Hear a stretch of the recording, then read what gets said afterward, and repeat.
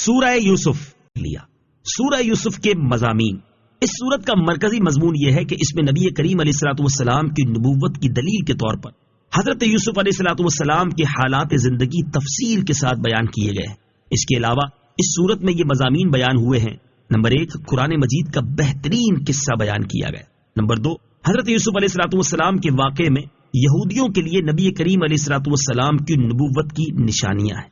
Number 3، تاجدار رسالت صلی اللہ تعالی علیہ وآلہ وسلم سے پہلے جتنے انبیاء کرام علیہ الصلوۃ والسلام دنیا میں تشریف لائے سب مرد ہی تھے، کسی عورت کو نبوت نہیں ملی.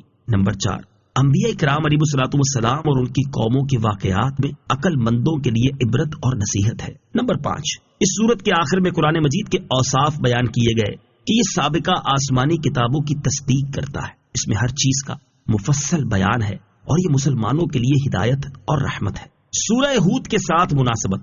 سورہ یوسف کی اپنے سے ماں قبل سورت ہود کے ساتھ مناسبت یہ ہے کہ سورہ ہود میں حضرت ابراہیم علیہ الصلوۃ والسلام کو فرشتوں کے ذریعے حضرت اسحاق علیہ الصلوۃ والسلام اور ان کے بعد حضرت یعقوب علیہ الصلوۃ والسلام کی بشارت دی گئی، اور سورہ یوسف میں حضرت یعقوب علیہ الصلوۃ والسلام اور ان کی اولاد کے حالات زندگی بیان کیے گئے ہیں. اور ایک مناسبت یہ ہے کہ سورہ یوسف سورہ ہود کے بعد نازل ہوئی، اور قرآن مجید میں سورتوں کی ترتیب میں بھی اسے سورہ ہود کے بعد ہی ذکر کیا گیا ہے. نوٹ: امام محمد غزالی علیہ رحمۃ اللہ الوالی نے سورہ یوسف کی ایک جدا گانا تفسیر بھی لکھی جس کا انداز صوفیانہ ہے، اور آپ رحمۃ اللہ تعالی علیہ نے آیات کی تفسیر کے تحت مؤثر نصیحتیں، تشبیہات، حکایات اور نکات بھی بیان فرمائے. بسم اللہ الرحمن الرحیم. اللہ کے نام سے شروع جو نہایت مہربان رحمت والا ہے. الف لام را تلک آیات الکتاب المبین. ترجمہ: الف لام را، یہ روشن کتاب کی آیتیں ہیں. تل کا، یہ تفسیر صراط الجنان میں ہے، یعنی اس صورت میں جو آیات بیان ہوئی یہ روشن کتاب یعنی قرآن مجید کی آیتیں ہیں. مبین کا معنی ہے روشن و ظاہر کر دینے والی.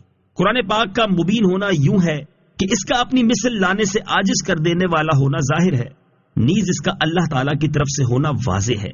نیز اس کے معنی روشن اور واضح ہیں کہ قرآنی آیات کے معنی اہل علم سے پوشیدہ نہیں.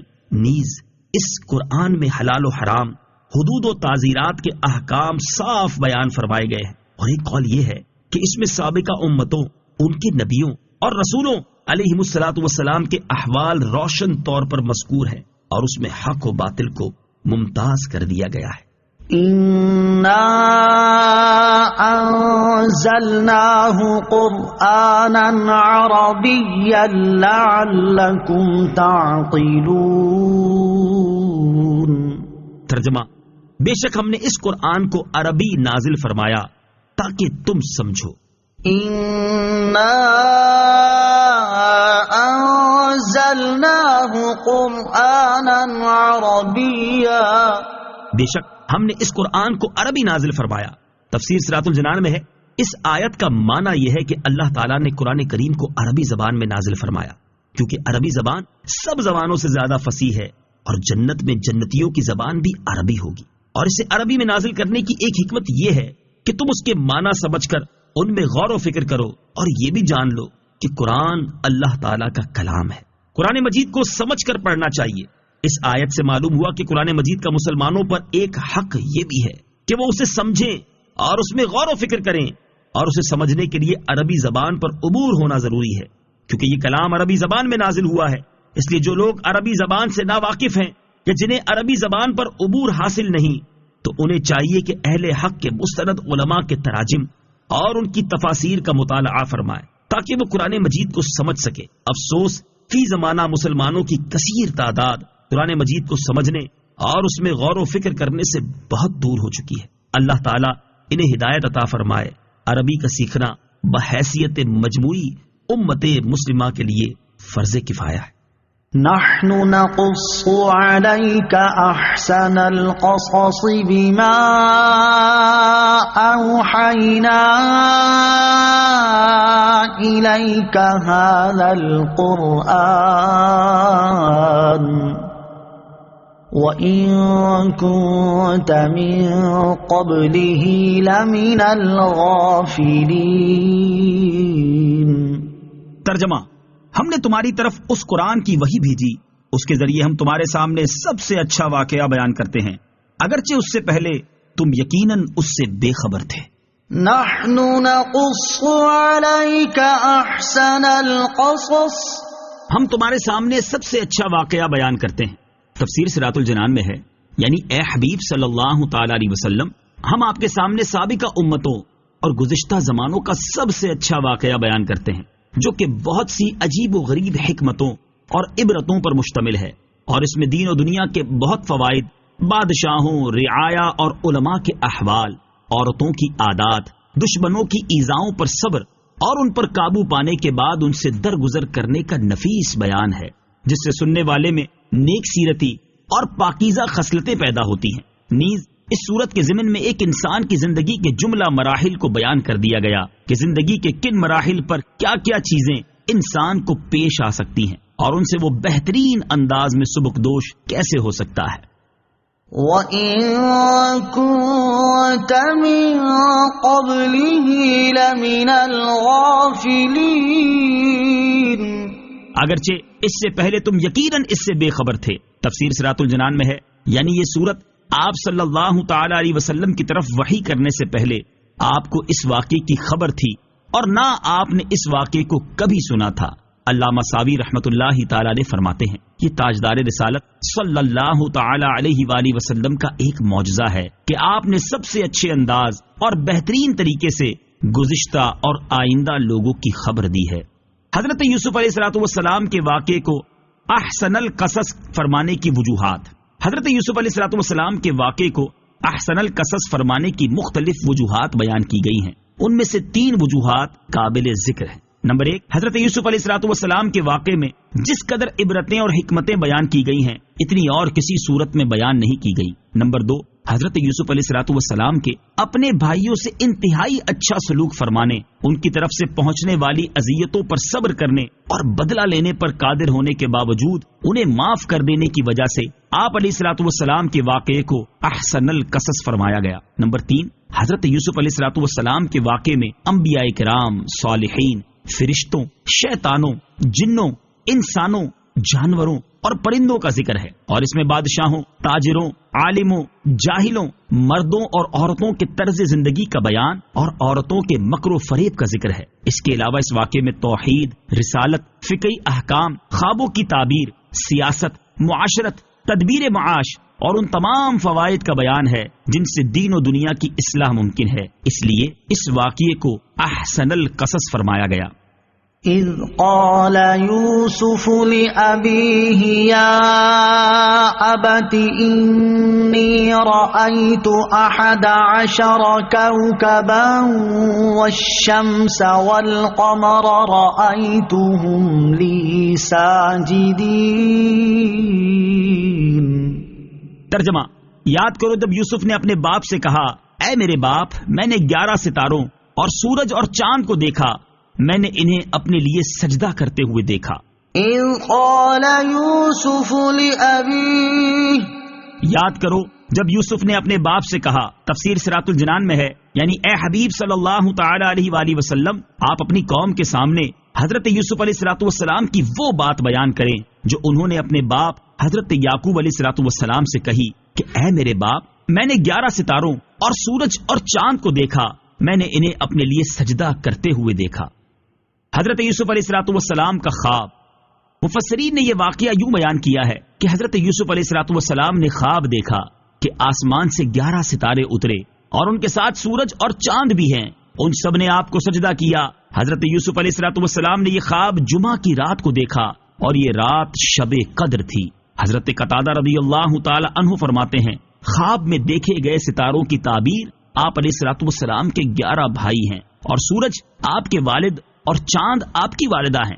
آپ کی والدہ ماجدہ کا نام راحیل ہے، اور مفسر سدی کا قول ہے کہ چونکہ راحیل کا انتقال ہو چکا تھا اس لیے چاند سے آپ کی خالہ مراد ہیں۔ سجدہ کرنے سے مراد ایک قول کے مطابق تواضع کرنا اور فرما بردار ہونا ہے، اور ایک قول یہ ہے کہ حقیقتاً سجدہ مراد ہے۔ کیونکہ اس زمانے میں سلام کی طرح سجدہ تحیت یعنی تعظیم کا سجدہ بھی جائز تھا۔ حضرت یوسف علیہ السلام کی عمر شریف اس وقت 12 سال کی تھی اور 7 سال اور 17 سال عمر ہونے کے قول بھی کتابوں میں مذکور ہیں۔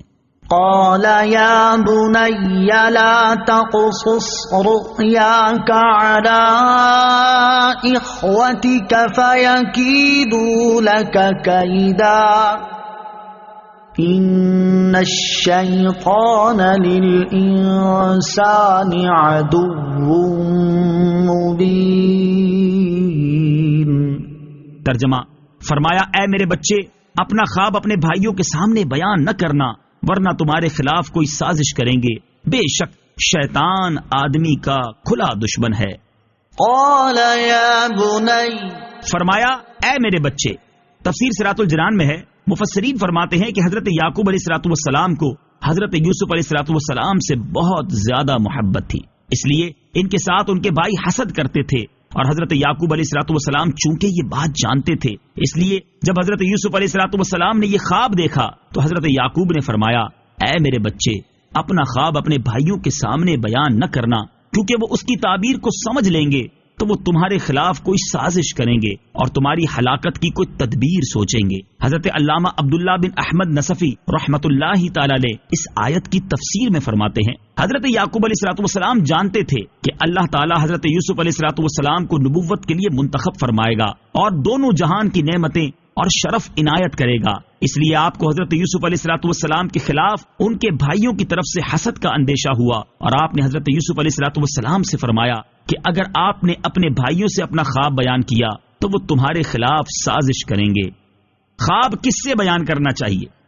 اس سے معلوم ہوا کہ انسان جب کوئی اچھا خواب دیکھے تو اس کے بارے میں صرف اس شخص کو خبر دے کہ جو اس سے محبت رکھتا ہو یا عقل مند ہو اور اس سے حسد نہ کرتا ہو، اور اگر برا خواب دیکھے تو اسے کسی سے بیان نہ کرے۔ صحیح بخاری اور صحیح مسلم میں ہے، نبی اکرم صلی اللہ تعالی علیہ وسلم نے ارشاد فرمایا، اچھا خواب اللہ تعالیٰ کی طرف سے ہوتا ہے، جب تم میں سے کوئی پسندیدہ خواب دیکھے تو اس کا ذکر صرف اسی سے کرے جو اس سے محبت رکھتا ہو، اور اگر ایسا خواب دیکھے کہ جو اسے پسند نہ ہو تو اس کے شر سے اور شیطان کے شر سے اسے پناہ مانگنی چاہیے، اور اپنی بائیں طرف 3 مرتبہ پھٹکار دے اور اس خواب کو کسی سے بیان نہ کرے تو وہ کوئی نقصان نہ دے گا۔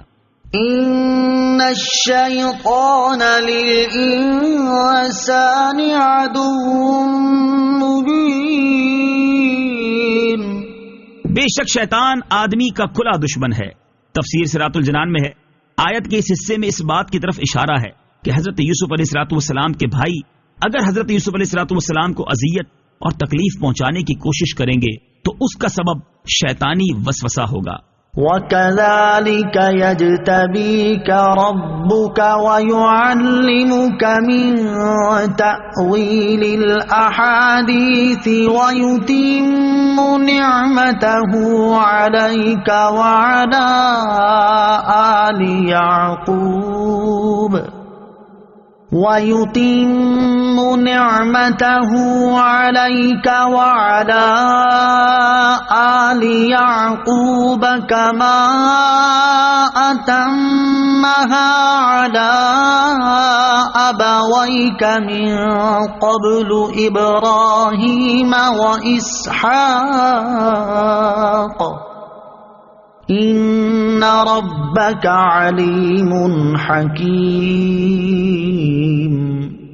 ترجمہ، اور اسی طرح تیرا رب تمہیں منتخب فرما لے گا اور تجھے باتوں کا انجام نکالنا سکھائے گا اور تجھ پر اور یعقوب کے گھر والوں پر اپنا احسان مکمل فرمائے گا، جس طرح اس نے پہلے تمہارے باپ دادا ابراہیم اور اسحاق پر اپنی نعمت مکمل فرمائی، بے شک تیرا رب علم والا حکمت والا ہے۔ وَكَذَلِكَ، اور اسی طرح تفسیر صراط الجنان میں ہے، حضرت یعقوب علیہ السلام نے حضرت یوسف علیہ السلام سے فرمایا، جس طرح اس عظمت و شرافت والے خواب کی وجہ سے اللہ تعالیٰ نے تیرا مقام بلند کیا، اسی طرح تیرا رب عز و جل تمہیں نبوت و بادشاہت یا اہم کاموں کے لیے منتخب فرما لے گا۔ بعض مفسرین نے فرمایا ہے کہ اجتباء یعنی اللہ تعالیٰ کا کسی بندے کو چن لینا کہ معنی یہ ہے کہ اللہ تعالیٰ کسی بندے کو فیض ربانی کے ساتھ خاص کرے، جس سے اس کو طرح طرح کے کرامات و کمالات محنت و کوشش کے بغیر حاصل ہوں. یہ مرتبہ انبیاء کرام علیہ الصلوۃ والسلام کے ساتھ خاص ہے، اور ان کی بدولت ان کے مقربین صدیقین، شہداء اور صالحین رحمہم اللہ تعالی اجمعین بھی اس نعمت سے سرفراز کیے جاتے ہیں. وَيُعَلِّمُكَ مِن تَأْوِيلِ الْأَحَادِيثِ، اور تجھے باتوں کا انجام نکالنا سکھائے گا. تفسیر صراط الجنان میں ہے، آیت میں مذکور تأویل الاحادیث سے خوابوں کی تعبیر نکالنا مراد ہے، کیونکہ خواب اگر سچے ہوں تو وہ فرشتوں کی باتیں ہیں، اور اگر سچے نہ ہوں تو وہ نفس یا شیطان کی باتیں ہیں. بعض مفسرین کے نزدیک تأویل الاحادیث سے سابقہ آسمانی کتابوں اور انبیاء کرام علیہ الصلوۃ والسلام کی احادیث کی مبہم باتوں کو ظاہر فرمانا مراد ہے. پہلا قول صحیح ہے. وَيُتِمُّ نِعْمَتَهُ، اور وہ اپنا احسان مکمل فرمائے گا. تفسیر صراط الجنان میں ہے، امام فخر الدین رازی رحمت اللہ تعالی فرماتے ہیں اس آیت میں یجتبی کا سے نبوت کے لیے منتخب فرمانا مراد لیا جائے تو اس صورت میں نعمت پوری کرنے سے مراد دنیا اور آخرت کی سعادتیں عطا فرمانا ہے. دنیا کی سعادتیں یہ ہیں: اولاد کی کثرت، خدمتگاروں اور پیروی کرنے والوں کی کثرت، مال اور شان و شوکت میں وسعت، مخلوق کے دلوں میں عظمت و جلال کی زیادتی، اچھی ثنا اور تعریف.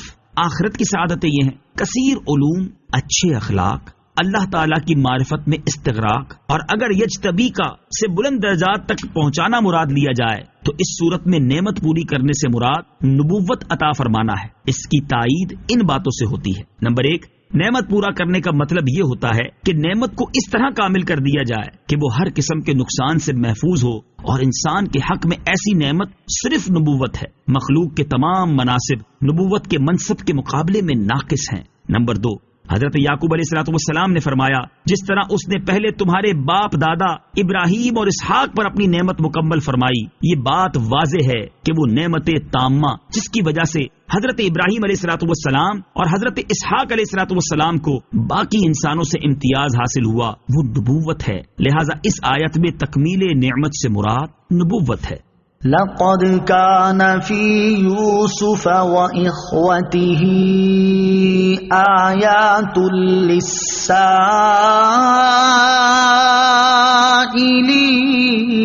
للسائلين. ترجمہ: بے شک یوسف اور اس کے بھائیوں کے واقعے میں پوچھنے والوں کے لیے نشانیاں ہیں. لقد، بے شک.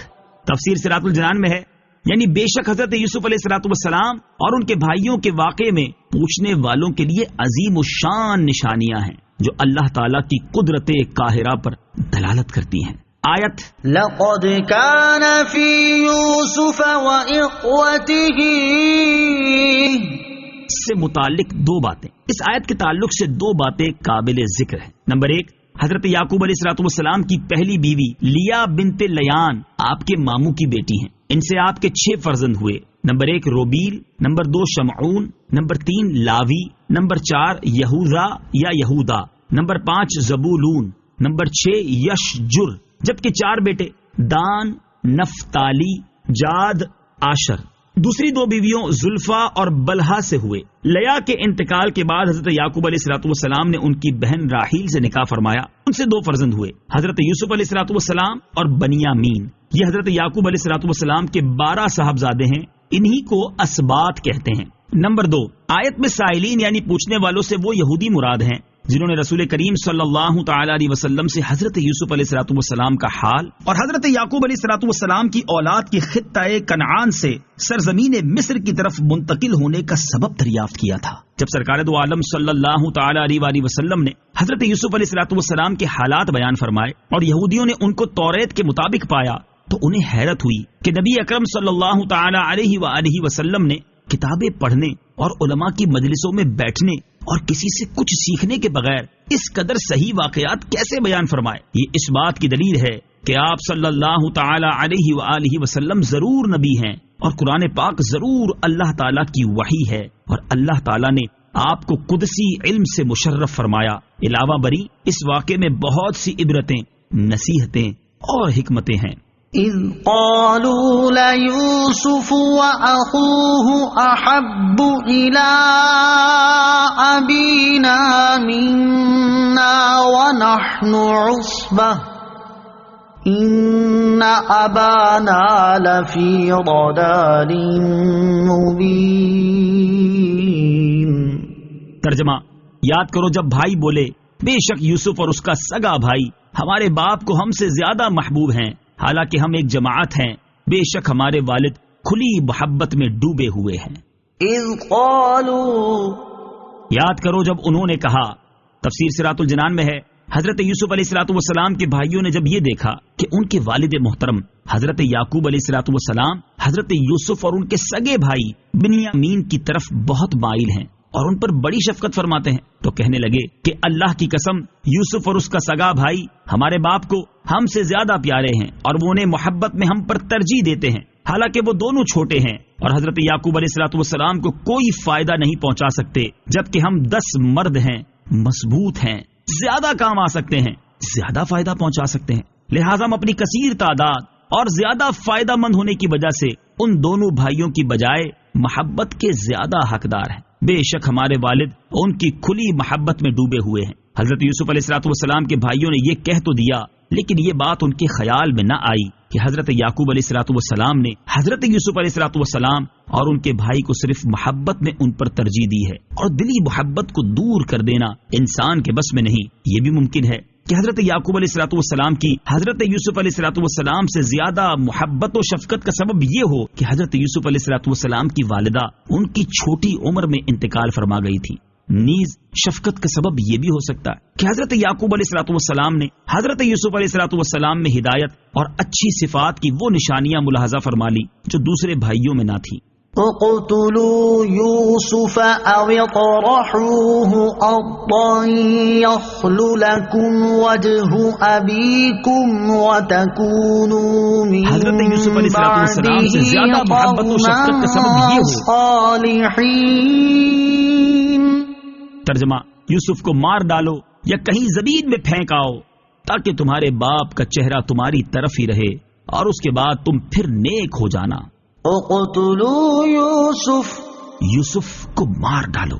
تفسیر صراط الجنان میں ہے، جب حضرت یوسف علیہ الصلوۃ والسلام کے بھائیوں کو اپنے والد ماجد کا حضرت یوسف علیہ الصلوۃ والسلام سے زیادہ محبت فرمانا شاق گزرا تو انہوں نے باہم مل کر یہ مشورہ کیا کہ کوئی ایسی تدبیر سوچنی چاہیے جس سے ہمارے والد صاحب ہماری طرف زیادہ مائل ہوں۔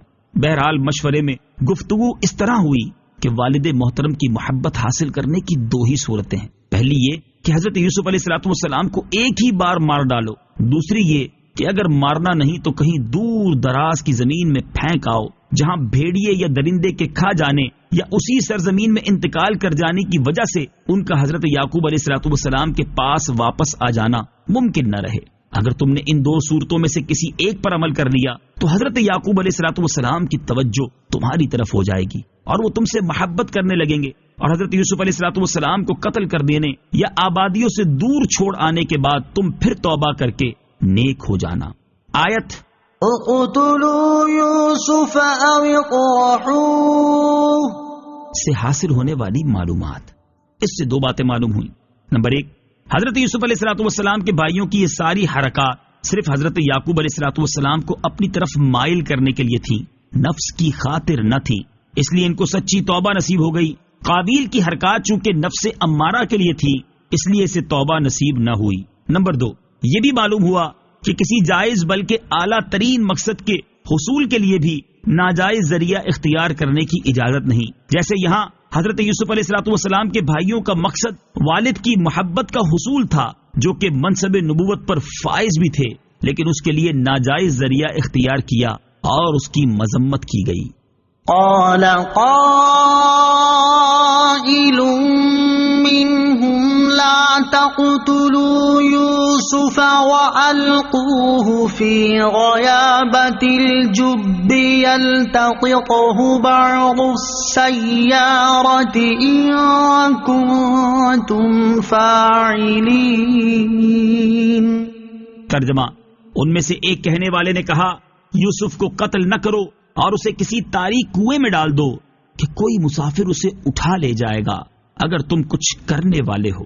قال قائل منهم، ان میں سے ایک کہنے والے نے کہا، تفسیر صراط الجنان میں ہے، یعنی حضرت یوسف علیہ الصلوۃ والسلام کے بھائیوں میں سے یہودا یا روبیل نے کہا کہ یوسف کو قتل نہ کرو، کیونکہ قتل گناہ عظیم ہے، اور اسے کسی تاریک کنویں میں ڈال دو کہ کوئی مسافر وہاں سے گزرے اور انہیں کسی دوسرے ملک میں لے جائے۔ اس سے مقصد بھی پورا ہو جائے گا کہ نہ وہ یہاں رہیں گے اور نہ والد صاحب کی نظر عنایت ان پر ہوگی، لہٰذا اگر تم کچھ کرنے والے ہو تو یہ کرو۔ اس میں اشارہ ہے کہ چاہیے تو یہ کہ کچھ بھی نہ کرو، لیکن اگر تم نے ارادہ ہی کر لیا ہے تو بس اتنے ہی پر اکتفا کرو۔ قالوا يا أبانا ما لك لا تأمنا على يوسف وإنا له لناصحون أرسله معنا غدا يرتع ويلعب وإنا له لحافظون۔ ترجمہ، بھائیوں نے کہا اے ہمارے باپ، آپ کو کیا ہوا کہ یوسف کے معاملے میں آپ ہمارا اعتبار نہیں کرتے، حالانکہ ہم یقیناً اس کے خیر خواہ ہیں۔ آپ کل اسے ہمارے ساتھ بھیج دیجئے تاکہ وہ پھل کھائے اور کھیلے، اور بے شک ہم اس کے محافظ ہیں۔ انہوں نے کہا، تفسیر صراط الجنان میں ہے، اس آیت اور اس سے اگلی آیت کا خلاصہ یہ ہے کہ حضرت یوسف علیہ الصلوۃ والسلام کے بھائیوں نے جب آپس میں مشورہ کر لیا اور وہ حضرت یوسف علیہ الصلوۃ والسلام اور حضرت یعقوب علیہ الصلوۃ والسلام کے درمیان جدائی کروا دینے پر متفق ہو گئے، تو انہوں نے اپنے والد حضرت یعقوب علیہ الصلوۃ والسلام سے کہا، اے ہمارے باپ، آپ کو کیا ہوا کہ یوسف کے معاملے میں آپ ہمارا اعتبار نہیں کرتے، اور جب ہم شہر سے باہر صحرا کی طرف جائیں تو یوسف کو ہمارے ساتھ نہیں بھیجتے، حالانکہ ہم یقیناً اس کے خیر خواہ ہیں۔ آپ کل اسے ہمارے ساتھ بھیج دیجئے تاکہ وہ تفریح مثلا شکار اور تیر اندازی وغیرہ کے ذریعے لطف اندوز ہوں، بے شک ہم اس کی پوری نگہداشت کریں گے۔ قال انی لیحزننی ان تذهبوا به واخاف ان یأکلہ الذئب وانتم عنہ غافلون۔ ترجمہ، فرمایا بے شک تمہارا اسے لے جانا مجھے غمگین کر دے گا، اور میں اس بات سے ڈرتا ہوں کہ اسے بھیڑیا کھا لے اور تم اس کی طرف سے بے خبر ہو جاؤ۔ قال، فرمایا، تفسیر صراط الجنان میں ہے، اس آیت کا خلاصہ یہ ہے کہ جب حضرت یوسف علیہ الصلوۃ والسلام کے بھائیوں نے حضرت یوسف علیہ الصلوۃ والسلام کو ساتھ بھیجنے کا مطالبہ کیا تو حضرت یعقوب علیہ الصلوۃ والسلام نے حضرت یوسف علیہ الصلوۃ والسلام کو ان کے ساتھ نہ بھیجنے کی دو وجوہات بیان فرمائی۔ ایک یہ کہ تمہارا حضرت یوسف علیہ الصلوۃ والسلام کو لے جانا اور حضرت یوسف علیہ الصلوۃ والسلام کا تمہارے ساتھ چلے جانا مجھے غمگین کر دے گا۔ اس کی وجہ یہ تھی کہ حضرت یعقوب علیہ الصلوۃ والسلام کو حضرت یوسف علیہ الصلوۃ والسلام کا کچھ دیر کے لیے بھی ان سے جدا ہونا گوارا نہ تھا۔ دوسری وجہ یہ بیان کی کہ مجھے اس بات کا اندیشہ ہے کہ تم اپنے کھانے پینے اور کھیل کود میں مصروفیت کی وجہ سے حضرت یوسف علیہ الصلوۃ والسلام کی طرف سے غافل ہو جاؤ گے اور کوئی بھیڑیا آ کر انہیں کھا جائے گا۔ یہ وجہ آپ نے اس لیے بیان فرمائی تھی کہ اس سرزمین میں بھیڑیے اور درندے بہت تھے۔ قالوا لئن أكله الذئب ونحن عصبة إنا إذا لخاسرون۔ ترجمہ، انہوں نے کہا اگر اسے بھیڑیا کھا جائے حالانکہ ہم ایک جماعت موجود ہوں جب تو ہم کسی کام کے نہ ہوئے۔ قالوا، انہوں نے کہا، تفسیر صراط الجنان میں ہے، حضرت یوسف علیہ الصلوۃ والسلام کے بھائیوں نے جواب دیا، ہم 10 مردوں کے وہاں موجود ہوتے ہوئے اگر اسے بھیڑیا کھا جائے جب تو ہم کسی کام کے نہ ہوئے، لہٰذا انہیں ہمارے ساتھ بھیج دیجیے۔ چنانچہ اللہ تعالیٰ کی تقدیر یوں ہی تھی کہ حضرت یعقوب علیہ الصلوۃ والسلام نے اجازت دے دی، اور روانگی کے وقت حضرت ابراہیم علیہ الصلوۃ والسلام کی وہ قمیص جو جنتی ریشم کی تھی، اور جس وقت حضرت ابراہیم علیہ الصلوۃ والسلام کو کپڑے اتار کر آگ میں ڈالا گیا تو حضرت جبرائیل علیہ الصلوۃ والسلام نے وہ قمیص آپ کو پہنائی تھی، اور وہ قمیص مبارک حضرت ابراہیم علیہ الصلوۃ والسلام سے حضرت اسحاق علیہ الصلوۃ والسلام کو اور ان سے ان کے فرزند حضرت یعقوب علیہ الصلوۃ والسلام کو پہنچی تھی۔ حضرت یعقوب علیہ الصلوۃ والسلام نے وہ قمیص تعویذ بنا کر حضرت یوسف علیہ الصلوۃ والسلام کے گلے میں ڈال دی۔ فلما ذهبوا به وأجمعوا أن يجعلوه في غيابة الجب وأوحينا إليه لتنبئنهم بأمرهم هذا وهم لا يشعرون۔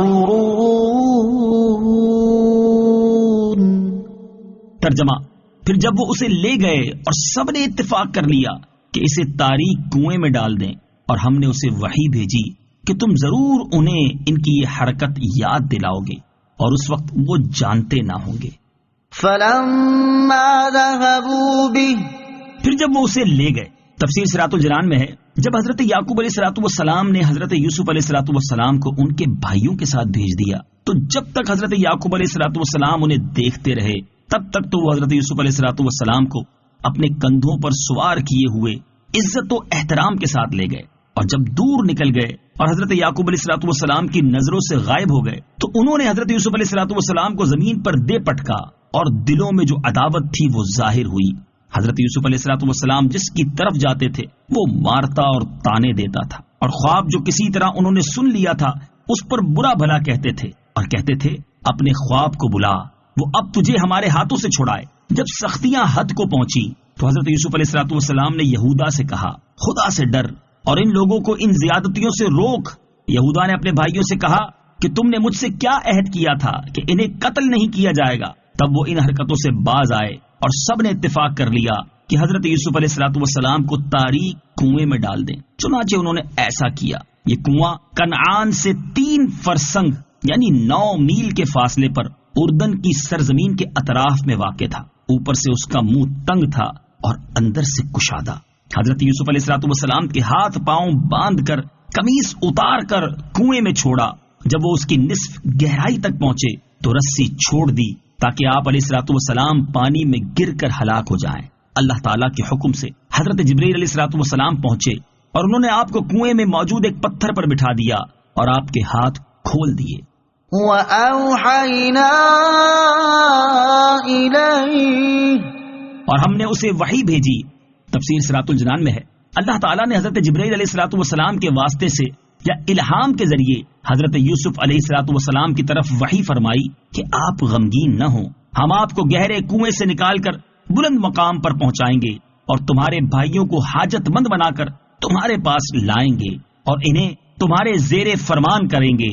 اور اے پیارے یوسف علیہ الصلوۃ والسلام، ایک دن ایسا آئے گا کہ تم ضرور انہیں ان کا یہ ظالمانہ کام یاد دلاؤ گے جو انہوں نے اس وقت تمہارے ساتھ کیا، اور وہ اس وقت تمہیں نہ جانتے ہوں گے کہ تم یوسف ہو، کیونکہ اس وقت آپ کی شان بلند ہوگی اور آپ سلطنت و حکومت کی مسند پر ہوں گے، جس کی وجہ سے وہ آپ کو پہچان نہ سکیں گے۔ قصہ مختصر، حضرت یوسف علیہ الصلوۃ والسلام کے بھائی انہیں کنویں میں ڈال کر واپس ہوئے اور حضرت یوسف علیہ الصلوۃ والسلام کا قمیص جو اتار لیا تھا اس کو ایک بکری کے بچے کے خون میں رنگ کر ساتھ لے لیا۔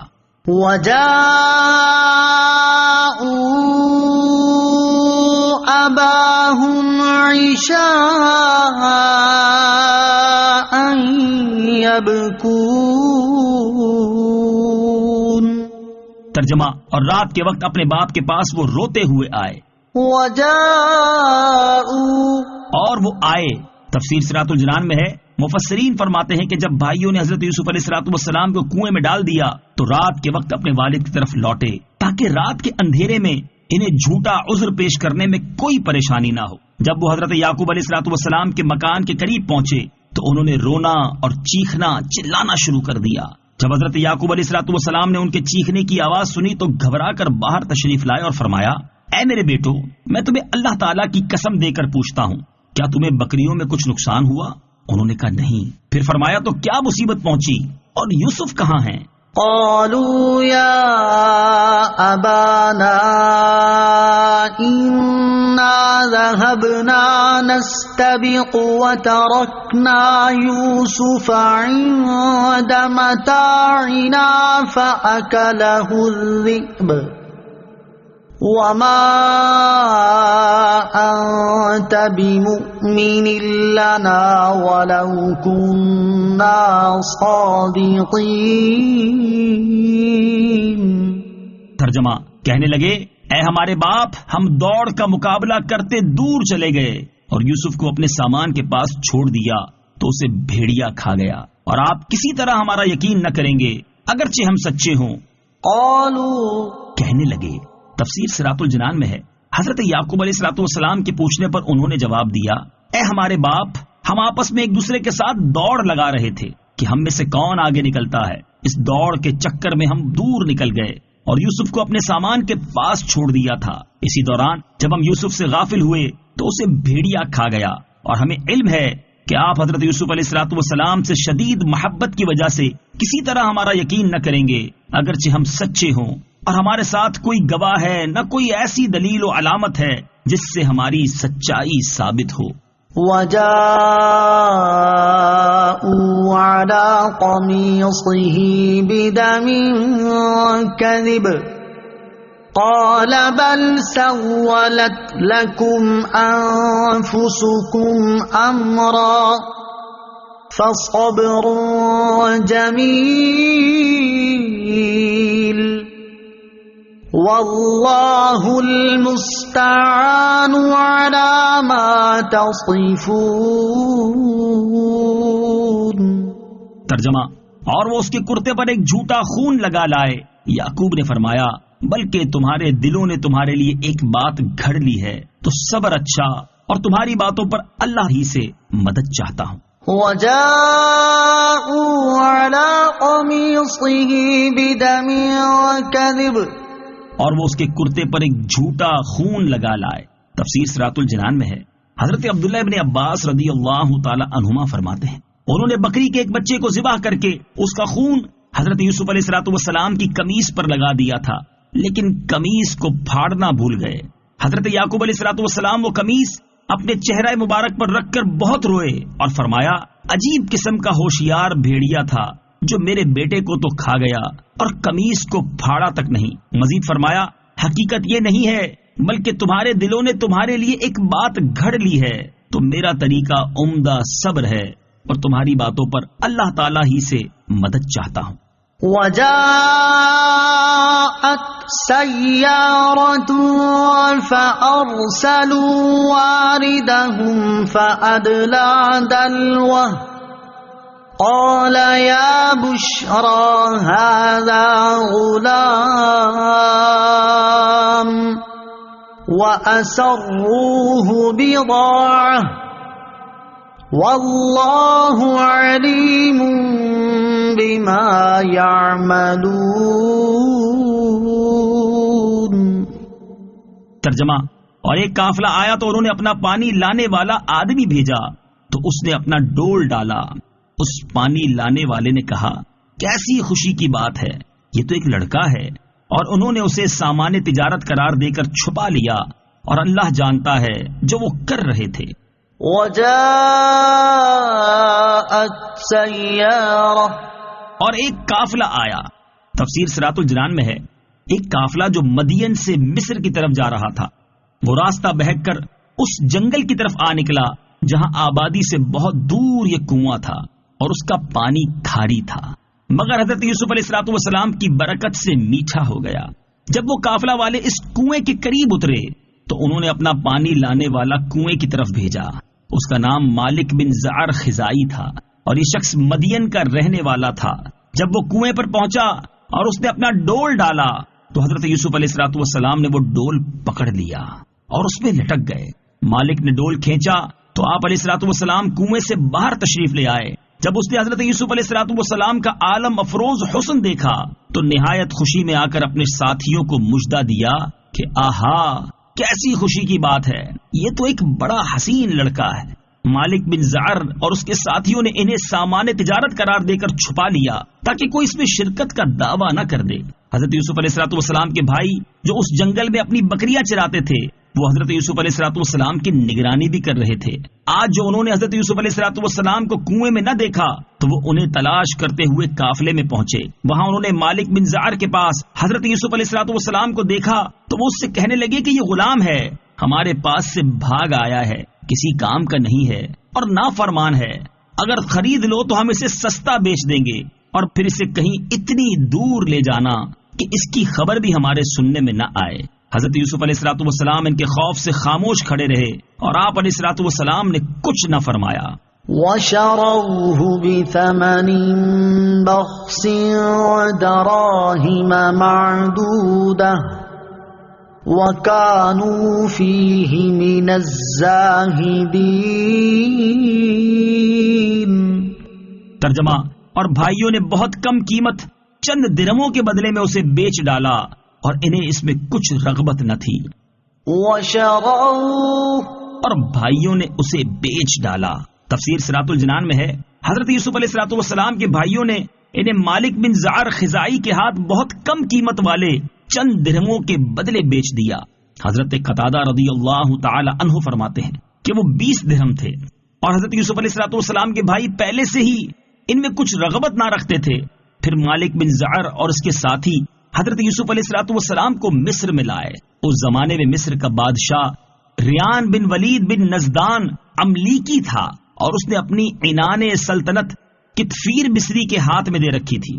تمام خزائن اسی کے تحت تصرف تھے، اس کو عزیز مصر کہتے تھے، اور وہ بادشاہ کا وزیر اعظم تھا۔ جب حضرت یوسف علیہ السلام مصر کے بازار میں بیچنے کے لیے لائے گئے تو ہر شخص کے دل میں آپ کی طلب پیدا ہوئی، اور خریداروں نے قیمت بڑھانا شروع کی، یہاں تک کہ آپ علیہ السلام کے وزن کے برابر سونا، اتنی ہی چاندی، اتنا ہی مشک اور اتنا ہی ریشم قیمت مقرر ہوئی، اور عمر شریف اس وقت 13 یا 17 سال کی تھی۔ عزیز مصر نے اس قیمت پر آپ کو خرید لیا اور اپنے گھر لے آیا۔ دوسرے خریدار اس کے مقابلے میں خاموش ہو گئے۔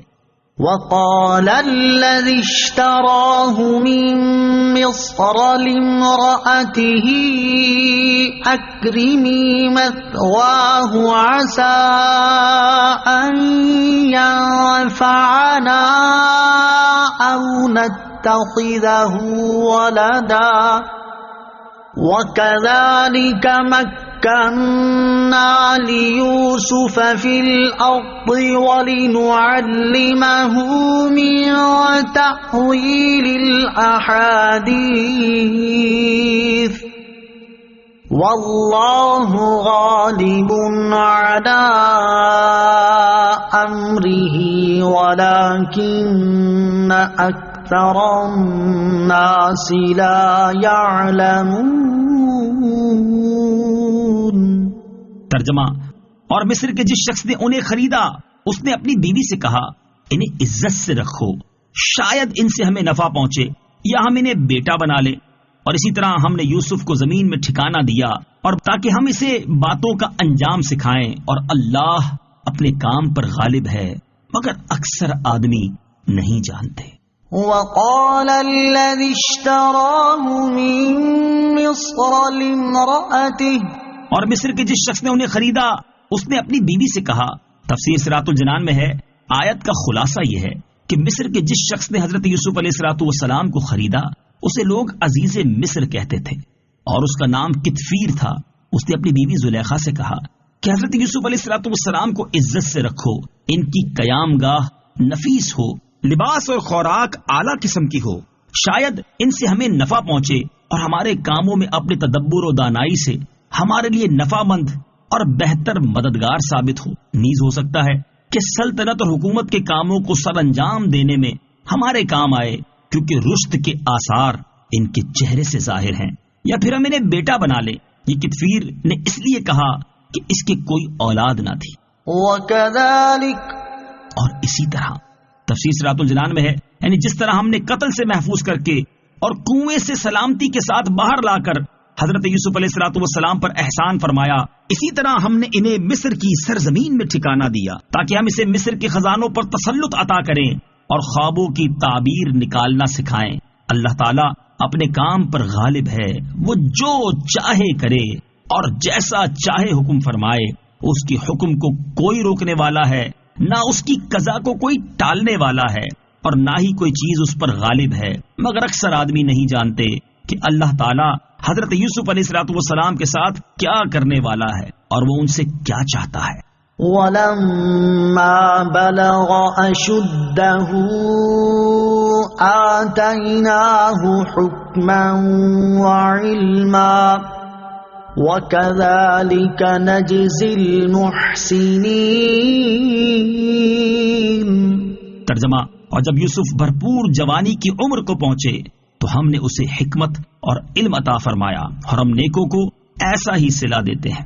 وَلَمَّا بَلَغَ أَشُدَّهُ، اور جب اپنی پوری قوت کو پہنچے.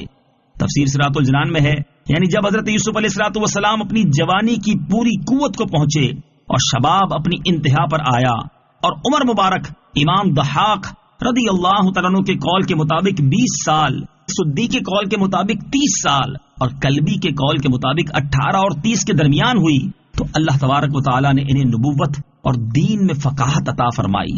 بعض علماء نے فرمایا ہے کہ اس آیت میں حکم سے درست بات اور علم سے خواب کی تعبیر مراد ہے، اور بعض علماء نے فرمایا ہے کہ چیزوں کی حقیقتوں کو جاننا علم اور علم کے مطابق عمل کرنا حکمت ہے. انبیاء کرام علیہ الصلوۃ والسلام کا عمومی علم مبارک علم لدنی ہوتا ہے. اللہ تبارک و تعالیٰ نے حضرت یوسف علیہ الصلوۃ والسلام کو علم لدنی بخشا کہ استاد کے واسطے کے بغیر ہی علم و فقہ اور عمل صالح عنایت کیا. انبیاء علیہ الصلوۃ والسلام کا عمومی یا اکثر علم مبارک علم لدنی ہوتا ہے. حضرت خضر علیہ الصلوۃ والسلام کے بارے میں ارشاد فرمایا وَعَلَّمْنَاهُ مِن لَّدُنَّا عِلْمًا، ترجمہ اور اسے اپنا علم لدنی عطا فرمایا. اور ہمارے آقا علیہ الصلوۃ والسلام کے بارے میں فرمایا وَعَلَّمَكَ مَا لَمْ تَكُن تَعْلَمُ، ترجمہ اور آپ کو وہ سب کچھ سکھا دیا جو آپ نہ جانتے تھے. اور فرمایا الرحمن علم القرآن، ترجمہ رحمان نے قرآن سکھایا. لہذا دنیا کا کوئی علم والا نبی علیہ الصلوۃ والسلام کے برابر نہیں ہو سکتا، کیونکہ وہ لوگ دنیاوی استادوں کے شاگرد ہوتے ہیں اور نبی علیہ الصلوۃ والسلام رب العالمین عز و جل سے سیکھتے ہیں. وراودته التي هو في بيتها عن نفسه وغلقت الأبواب وقالت هيت لك قال معاذ الله إنه ربي أحسن مثواي إنه لا يفلح الظالمون.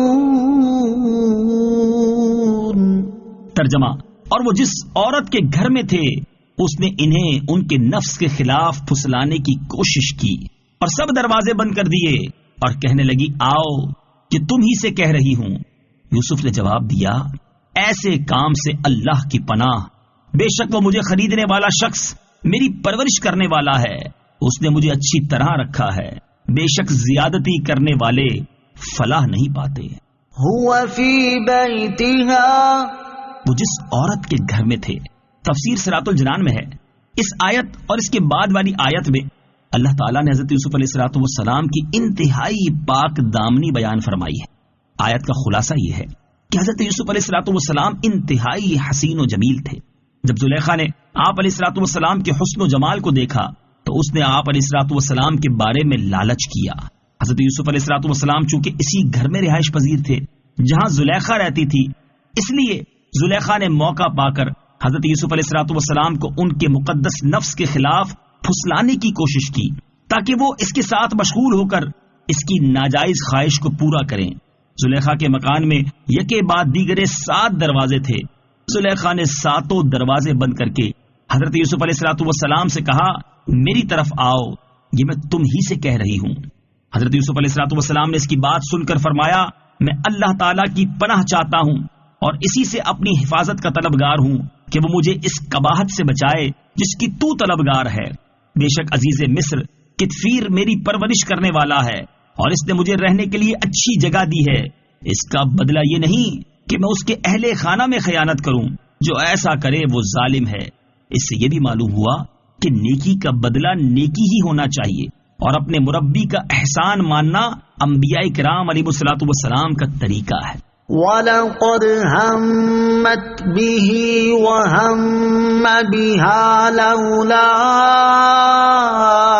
أَن رَّأَىٰ بُرْهَانَ رَبِّهِ كَذَٰلِكَ لِنَصْرِفَ عَنْهُ السُّوءَ وَالْفَحْشَاءَ إِنَّهُ إنه من عبادنا المخلصين. ترجمہ: اور بے شک عورت نے یوسف کا ارادہ کیا، اور اگر وہ اپنے رب کی دلیل نہ دیکھ لیتا تو وہ بھی عورت کا ارادہ کرتا. ہم نے اسی طرح کیا تاکہ اس سے برائی اور بے حیائی کو پھیر دیں. بے شک وہ ہمارے چنے ہوئے بندوں میں سے ہے. وَلَقَدْ هَمَّتْ بِهِ، اور بے شک عورت نے یوسف کا ارادہ کیا.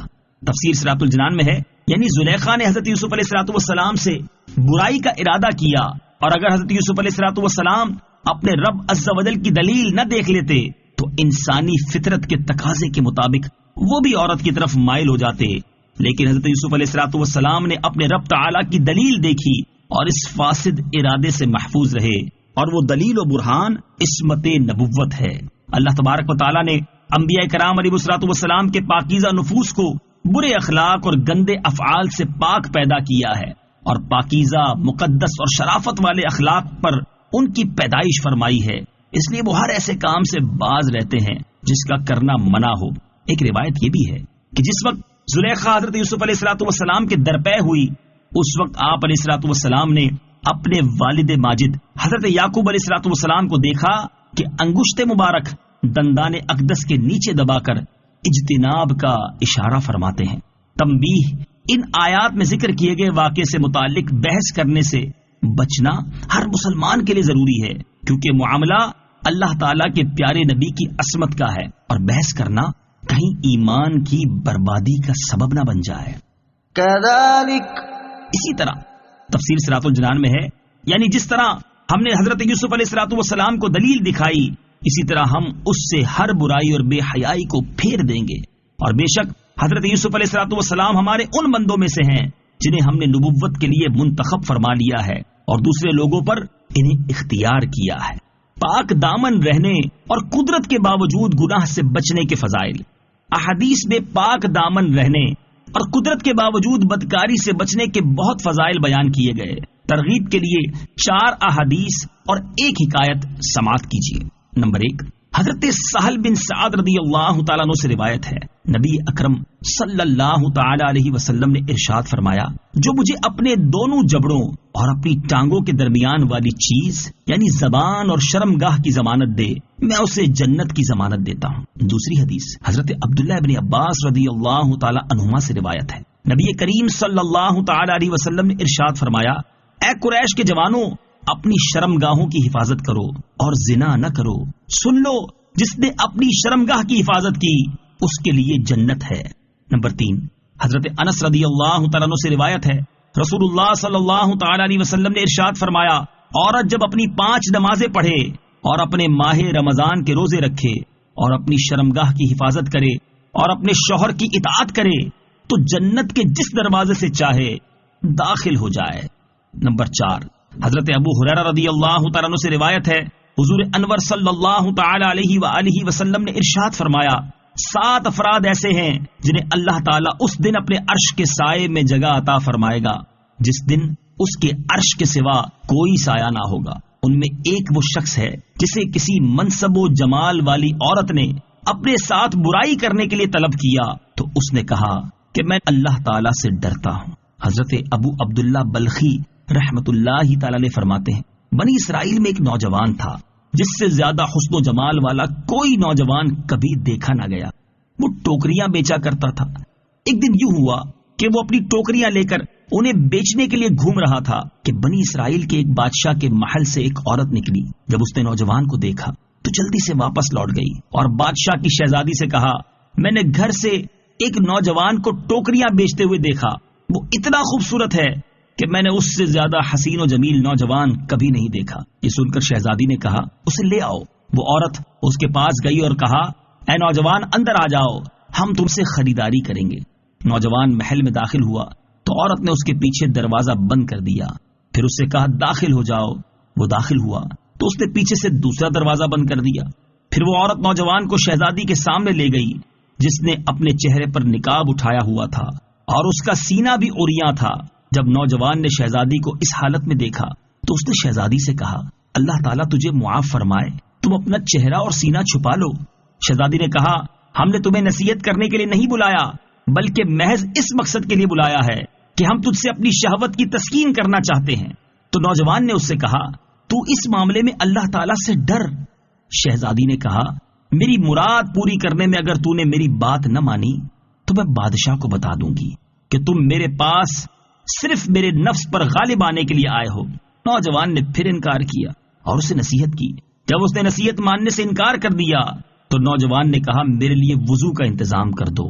شہزادی نے کہا کیا تو مجھے دھوکہ دینا چاہتا ہے؟ اے خادمہ، اس کے لیے محل کی چھت پر وضو کا برتن رکھ دو تاکہ یہ فرار نہ ہو سکے۔ محل کی چھت زمین سے تقریباً 40 گز اونچی تھی۔ جب وہ نوجوان چھت پر پہنچ گیا تو اس نے دعا مانگتے ہوئے عرض کی اے اللہ عز و جل، مجھے تیری نافرمانی کی طرف بلایا جا رہا ہے اور میں اپنے نفس سے صبر کرنے کو اختیار کر رہا ہوں۔ مجھے یہ منظور ہے کہ اپنے آپ کو اس محل سے نیچے گرا دوں اور گناہ نہ کروں۔ پھر اس نے بسم اللہ پڑھی اور خود کو محل کی چھت سے نیچے گرا دیا۔ اللہ عز و جل نے اس کی طرف ایک فرشتہ بھیجا جس نے اسے بازوؤں سے پکڑا اور پاؤں کے بل زمین پر کھڑا کر دیا۔